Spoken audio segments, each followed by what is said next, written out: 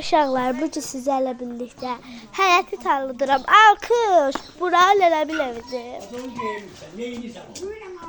Baxın uşaqlar, həyətlərində belə bir göyərti. Yay olanda burada lalələr çıxacaq. Burada belə lalə qızılgüllərimiz var.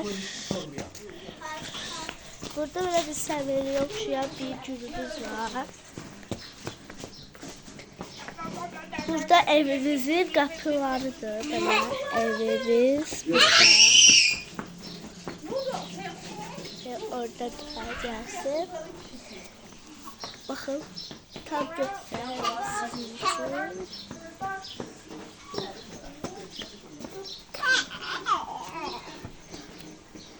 Tam göstereyim sizin için hayatı var.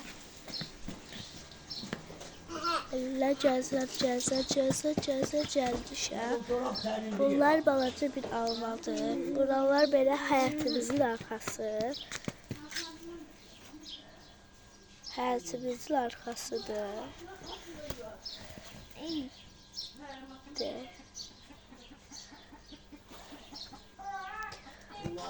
Hayatımızda buralarda biraz şey görüntü Lələbeli, bitki yağ.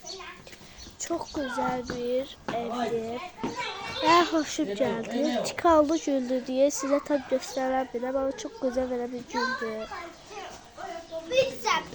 Pizza.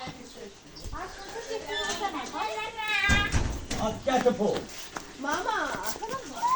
İşte buralarda böyle bir güzel. Sinirler var, kızılcıklar. Çok güzel. Arkadaşlar hayatımız bu kadarlıktır. Abone olmayı, tweetine basmayı, like atmayı unutmayın, yorum da yazmayı unutmayın. Hoşça kalın.